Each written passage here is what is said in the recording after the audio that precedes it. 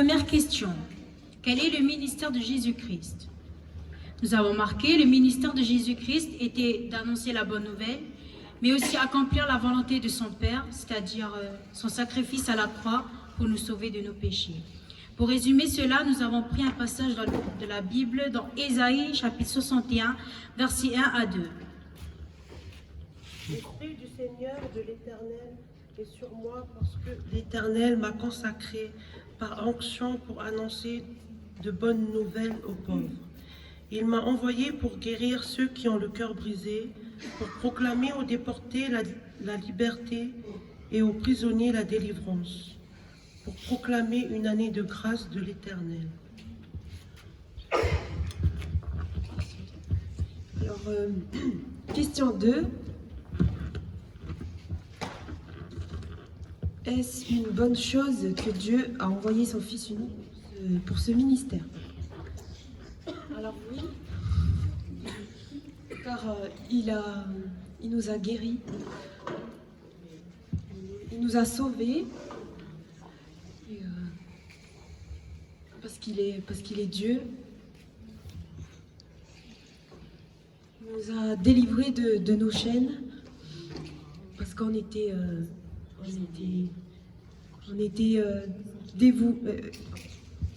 esclaves du péché.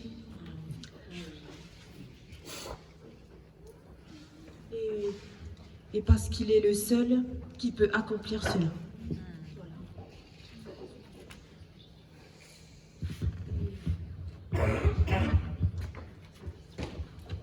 Question 3. La venue de Jésus-Christ était-elle prévue depuis le commencement? Alors, on a eu un petit peu de mal à répondre précisément à cette question par rapport au terme commencement, parce que si on retraduit la question, ça voudrait dire où est-ce qu'on peut trouver dans la Bible un passage qui montre que Dieu il avait prévu déjà avant Adam et Ève, avant la chute, qu'il allait envoyer Jésus, justement, un sauveur pour nous sauver. Et on a trouvé un passage, c'est dans Éphésiens au chapitre 1, à partir du verset 4. On va lire le verset 4, 5. En fait, il faudrait lire tout le chapitre, mais je pense que le 4 et 5, c'est assez explicite déjà. Éphésiens chapitre 1, versets 4 et 5. Ok. En lui, Dieu nous a élus avant la fondation du monde pour que nous soyons saints et irrépréhensibles devant lui, nous ayant prédestinés dans son amour à être ses enfants d'adoption par Jésus-Christ, selon le bon plaisir de sa volonté. Il y a vraiment l'idée qu'avant qu'on existe, déjà, Dieu, il nous aimait déjà. Il nous aimait. Et avant qu'on pêche, il avait prévu de pallier à notre péché, de trouver une solution par rapport à ce qu'on allait faire plus tard. Et donc, il a prévu justement Jésus-Christ, par qui on peut devenir enfant d'adoption. C'est parce que Jésus a accompli son œuvre expiatoire à la croix qu'on peut devenir enfant de Dieu. Et ce passage, il nous montre que en fait déjà c'était prévu, Dieu l'avait déjà tout planifié à l'avance en fait. Et voilà, je pense qu'on a répondu à la question. Question 4, résumer la vie de Jésus-Christ.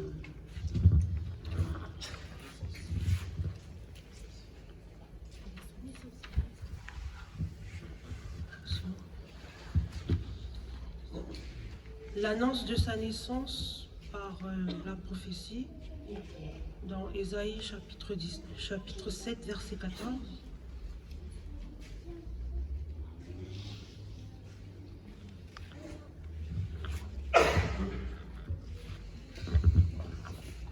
C'est pourquoi le Seigneur lui-même vous donnera un signe. Voici, la jeune fille deviendra enceinte, elle enfantera un fils et elle lui donnera le nom de Emmanuel.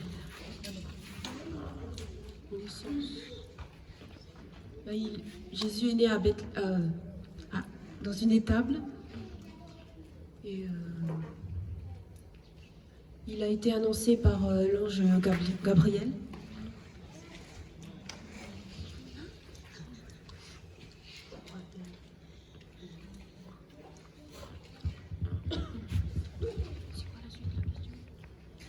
Alors, pour le baptême, on avait écrit Jésus a été baptisé par Jean-Baptiste.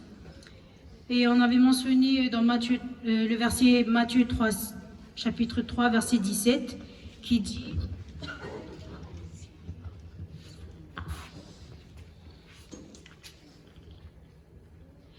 Et voici une voix fit entendre des cieux ces paroles. Celui-ci est mon fils bien-aimé, en qui j'ai mis toute mon affection.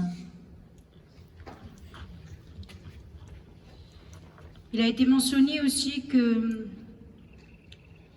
le Saint-Esprit est descendu sur Jésus sous la forme d'une colombe.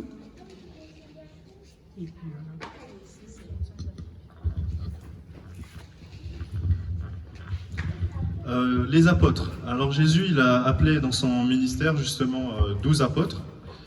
Il y a la particularité que les apôtres, ils n'ont pas résisté à son appel. Quand Jésus, il savait déjà qui il allait appeler.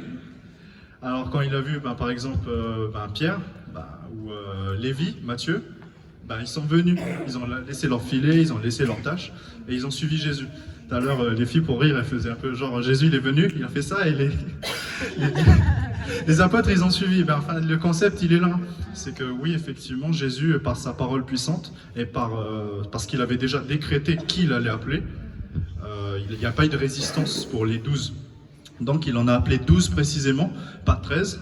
Après on a parlé aussi pourquoi 12, il y avait ce questionnement. Dans l'Ancien Testament, Dieu il a divisé Israël en 12 tribus. Et là Jésus il vient, la nouvelle alliance, il a 12 apôtres.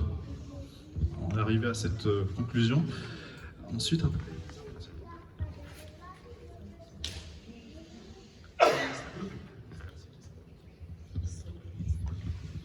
Ministère, ça rejoint un peu la première question de quel est le ministère de Jésus. Alors Jésus est venu proclamer la parole de Dieu. Il est venu guérir les malades, guérir les cœurs brisés. C'est dit dans Ésaïe 53, 4, 5. Cependant, ce sont nos souffrances qu'il a portées. C'est de nos douleurs qu'il s'est chargé et nous l'avons considéré comme puni, frappé de Dieu et humilié. Mais il était blessé pour nos péchés, brisé pour nos iniquités. Le châtiment qui nous donne la paix est tombé sur lui, et c'est par ses meurtrissures que nous sommes guéris.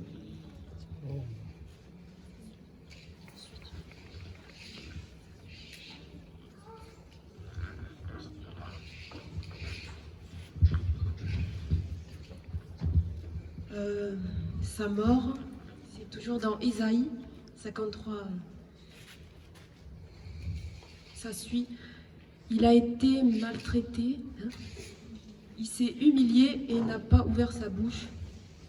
Pareil à un agneau qu'on mène à l'abattoir, à une brebis muette devant ceux qui l'attendent, il n'a pas ouvert la bouche.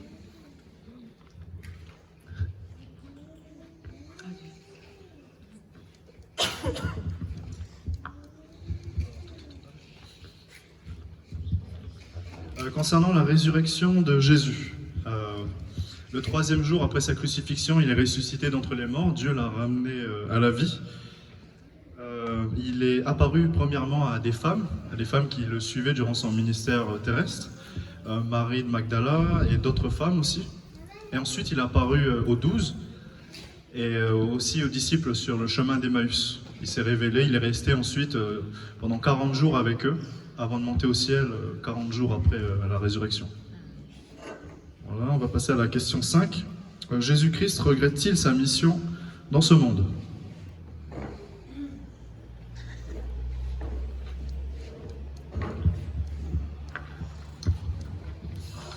Alors, nous avons répondu, non, il ne regrette pas sa mission, tout simplement parce qu'il nous aime, et aussi parce qu'il devait accomplir la volonté de son Père. Du coup, en faisant cela, il a obéi à son Père. Et aussi parce qu'il est venu exprès pour accomplir cette mission, c'est-à-dire nous sauver de nos péchés. Pour cela, on avait pris un verset dans Ésaïe chapitre 53, verset 11.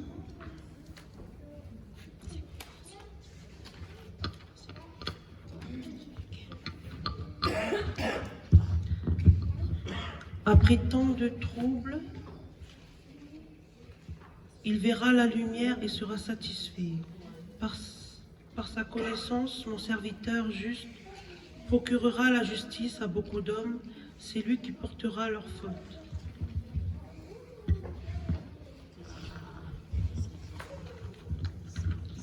En fait, ce verset que vient de nous lire Vieva, ça montre en fait, c'est la réponse un peu à ce que tous les versets qui précèdent.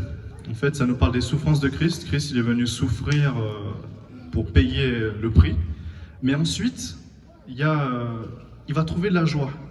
Et cette joie, il va la trouver, ce fruit, il va le trouver ensuite chez tous ceux pour qui il est mort. Que ce soit pour les premiers chrétiens jusqu'à nous aujourd'hui. Donc on pense que parce que justement il nous aime, il ne regrette pas du tout sa mission dans ce monde. Et aussi parce que, comme l'avaient dit aussi d'autres groupes, il est venu accomplir la volonté de son Père. Et il y a un verset où il dit aussi à ses apôtres, ma nourriture, c'est de faire la volonté de celui qui m'a envoyé. Ça veut dire que c'est vraiment ce pourquoi il les respire, c'est d'abord d'accomplir la volonté de son Père. Le reste après. Et on va terminer par la question 6. Qu'apprends-tu de la vie de Jésus-Christ? Alors, qu'est-ce que j'ai appris de la vie de Jésus-Christ? Pour résumer le tout, en fait, Jésus-Christ, il m'a appris tant de choses, mais moi, je vais prendre quelques points qui étaient essentiels pour moi, c'est-à-dire l'obéissance. Parce qu'ici, ce que j'ai remarqué, c'est que Jésus, il a vraiment obéi à son Père, il a tout fait, ce qui l'a mené à la mort par obéissance envers son Père. Et ça m'apprend aussi parce que, en étant jeune, c'est vrai que c'est difficile pour nous de toujours obéir à nos parents. Et on est tout le temps tenté par par tout ce qui est dehors, que l'obéissance, c'est pas trop ça. Et du coup... Et deuxième point, c'est l'amour.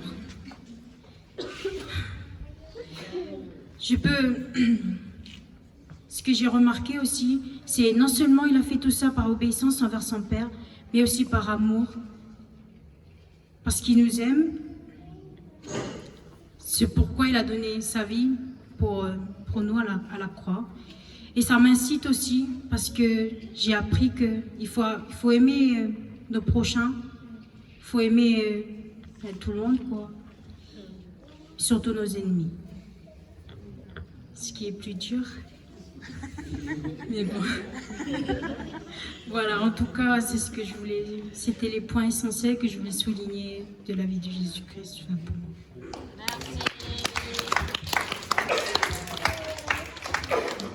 Je pleure déjà.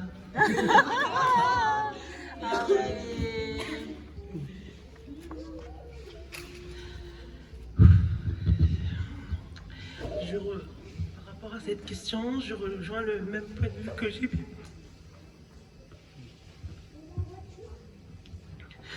Moi, je dis juste que si on n'a pas d'amour, on n'a rien. L'amour supporte tout. Il délivre tout.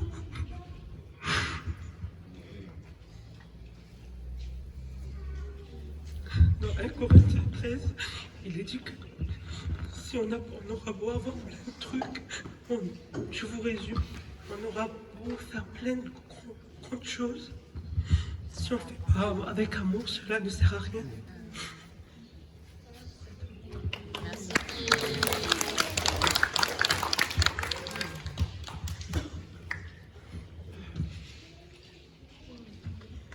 Qu'est-ce que j'ai appris de Jésus? Qu'il est, il est amour, il est tout. Il m'a donné la vie, mais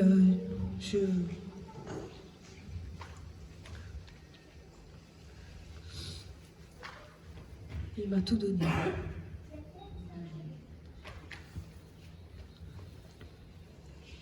C'est tout.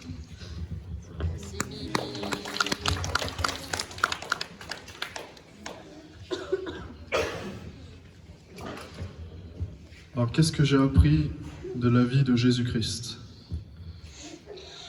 Alors, c'est pas seulement aujourd'hui que j'ai appris de manière plus précise. En fait, c'est vraiment un parcours de vie où le Seigneur il s'est révélé personnellement à un moment dans ma vie.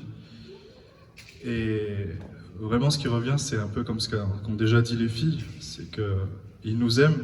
Et il y a un verset dans Jean chapitre 13 au verset 1 où il est dit que Jésus, il a mis le comble à son amour pour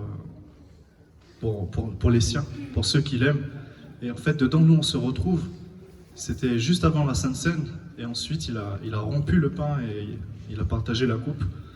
Et en fait, on est aussi dans ce moment, dans ce repas. Et donc, ce qu'on apprend, c'est que malgré ce qu'on est, enfin ce que j'apprends, c'est malgré ce que je suis tous les jours, j'ai un Dieu qui m'aime, et c'était un peu ce qu'on avait déjà dit, même si mon péché, il creuse vraiment dans les profondeurs, mais j'ai la grâce et l'espérance que l'amour de Dieu, il va au-dessus. Et parce qu'il est amour. Et on va terminer par un cantique. Voilà. Je vous laisse.